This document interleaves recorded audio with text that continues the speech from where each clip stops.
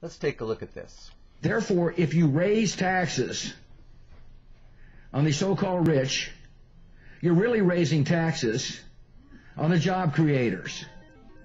And if the goal is private sector growth, you got to recognize that the best way to create that growth is to leave capital in the treasuries of the job creators. It is astounding how significantly one idea can shape a society and its policies. Consider this one.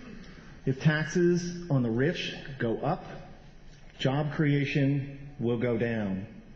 This idea is an article of faith for Republicans and seldom challenged by Democrats, and has indeed shaped much of the economic landscape. But sometimes the ideas that we are certain are true are dead wrong. Consider that for thousands of years, humans believed that the Earth was the center of the universe.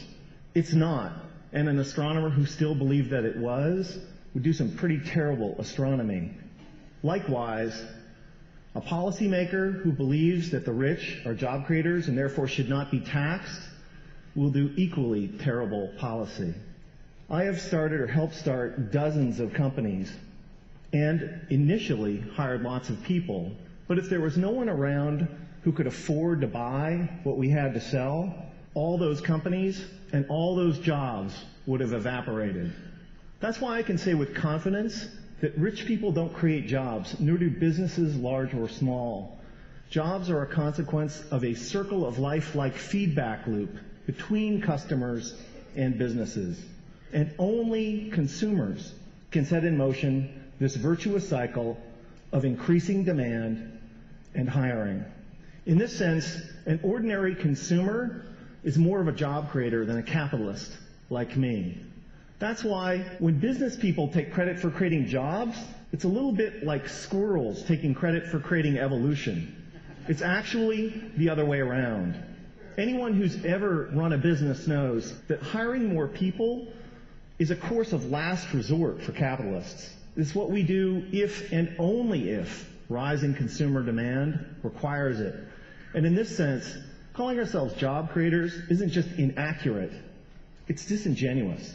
That's why our existing policies are so upside down. When the biggest tax exemptions and the lowest tax rates benefit the richest, all in the name of job creation, all that happens is that the rich get richer. Since 1980, the share of income for the top 1% of Americans has more than tripled, while our effective tax rates have gone down by 50%. If it was true that lower taxes for the rich and more wealth for the wealthy led to job creation, today we would be drowning in jobs. And thank you. And yet unemployment and underemployment is at record highs. Another reason that this idea is so wrong-headed is that there can never be enough super rich people to power a great economy. Somebody like me makes hundreds or thousands of times as much as the median American, but I don't buy hundreds or thousands of times as much stuff. My family owns 3 cars, not 3,000. I buy a few pairs of pants and shirts a year like most American men. Occasionally we go out to eat with friends.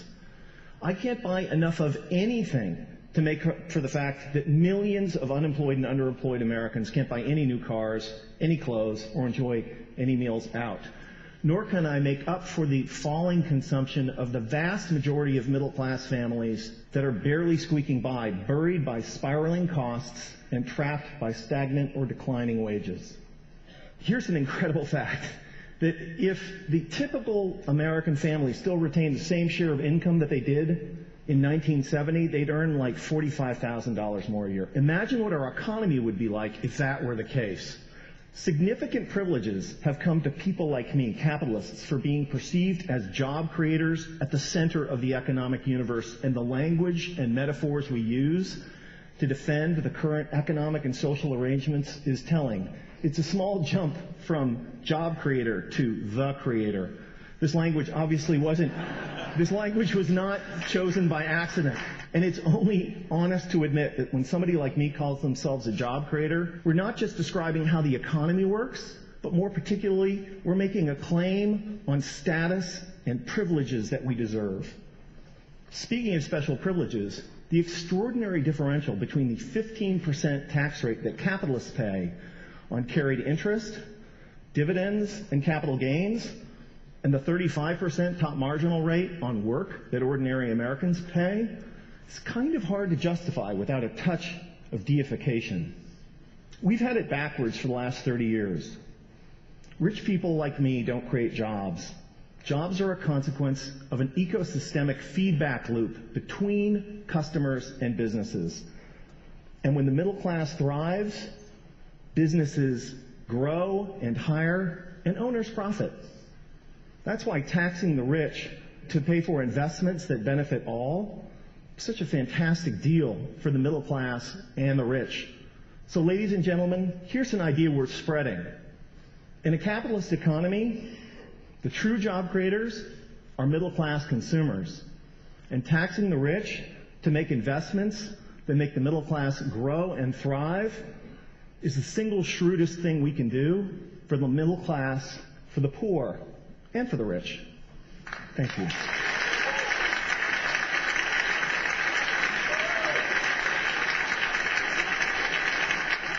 I'd like to add a couple of things to that.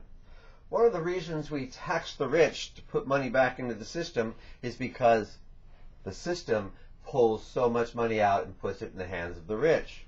In 2017, the United States voted to cut taxes. Most of that tax cut went to the top individuals, the top corporations. Did they turn around and hire more people? No. In fact, they reinvest in their corporations, they boost the GDP, everything looks like it's growing, but in fact it is absolutely not. The only reason we need social programs, welfare, food stamps, is because this economic system is not designed to provide for the society itself, for the human individuals in that society. This society. Our enormously productive economy demands that we make consumption our way of life, that we convert the buying and use of goods into rituals, that we seek our spiritual satisfaction, our ego satisfaction in consumption.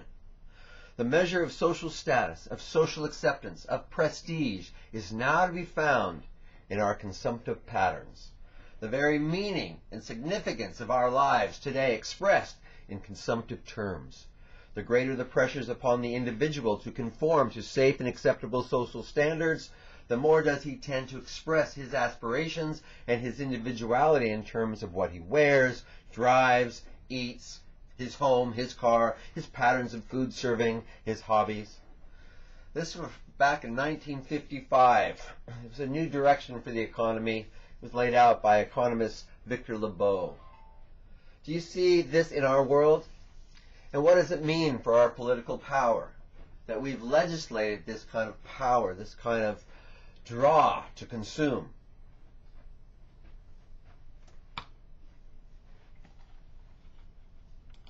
There's a chart I saw recently that I can't get out of my head.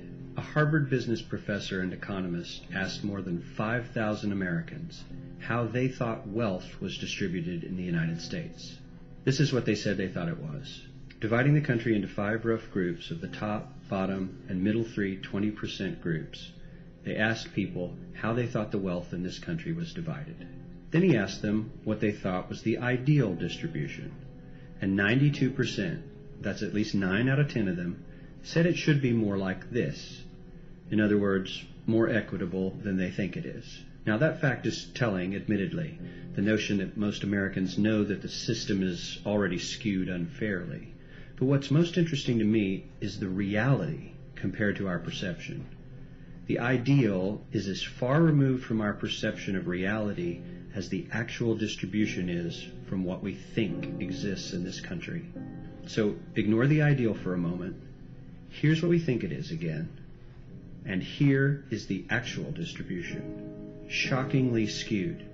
Not only do the bottom 20% and the next 20%, the bottom 40% of Americans barely have any of the wealth. I mean, it's hard to even see them on the chart. But the top 1% has more of the country's wealth than 9 out of 10 Americans believe the entire top 20% should have. Mind-blowing. But let's look at it another way, because I find this chart kind of difficult to wrap my head around. Instead, let's reduce the 311 million Americans to just a representative 100 people. Make it simple. Here they are: teachers, coaches, firefighters, construction workers, engineers, doctors, lawyers, some investment bankers, a CEO, maybe a celebrity or two. Now let's line them up according to their wealth. Poorest people on the left, wealthiest on the right, just a steady row of folks based on their net worth. We'll color code them like we did before based on which 20% quintile they fall into. Now let's reduce the total wealth of the United States, which was roughly $54 trillion in 2009, to this symbolic pile of cash. And let's distribute it among our 100 Americans. Here's that ideal we asked everyone about. Something like this curve. This isn't too bad. We've got some incentive, as the wealthiest folks are now about 10 to 20 times better off than the poorest Americans. But hey, even the poor folks aren't actually poor, since the poverty line has stayed almost entirely off the chart. We have a super healthy middle class with a smooth transition into wealth. And yes, Republicans and Democrats alike chose this curve. 9 out of 10 people, 92%, said this was a nice, ideal distribution of America's wealth. But let's move on. This is what people think America's wealth distribution actually looks like. Not as equitable, clearly, but for me, even this still looks pretty great. Yes, the poorest 20 to 30% are starting to suffer quite a lot compared to the ideal, and the middle class is certainly struggling more than they were, while the rich and wealthy are making roughly 100 times that of the poorest Americans, and about 10 times that of the still healthy middle class. Sadly, this isn't even close to the reality. Here is the actual distribution of wealth in America. The poorest Americans don't even register. They're down to pocket change, and the middle class is barely distinguishable from the poor. In fact, even the rich between the top 10 and 20 percentile are worse off. Only the top 10% are better off. And how much better off? So much better off that the top 2 to 5% are actually off the chart at this scale.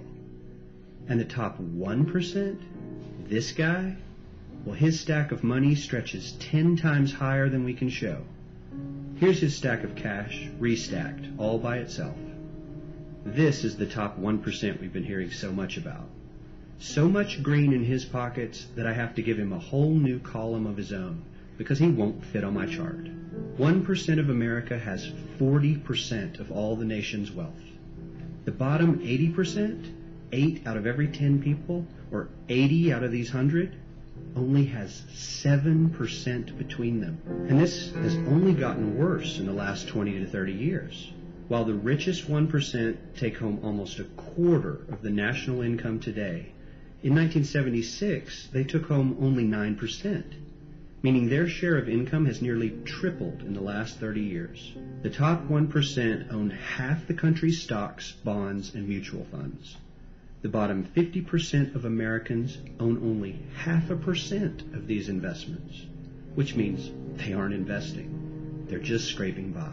I'm sure many of these wealthy people have worked very hard for their money, but do you really believe that the CEO is working 380 times harder than his average employee? Not his lowest paid employee, not the janitor, but the average earner in his company. The average worker needs to work more than a month to earn what the CEO makes in 1 hour. We certainly don't have to go all the way to socialism to find something that is fair for hardworking Americans. We don't even have to achieve what most of us consider might be ideal. All we need to do is wake up and realize that the reality in this country is not at all what we think it is. I would ask, why do we know so little about our own nation? Why do we know so little about our own economy? And that's because this kind of looting, I will just call it looting, is what it is. This kind of looting leaves people unsupported. And it's very important that we think that they're the problem. They're not working hard enough. They don't want to work. They're drug addicts. They've chosen this lifestyle. They choose it because there's no other choice.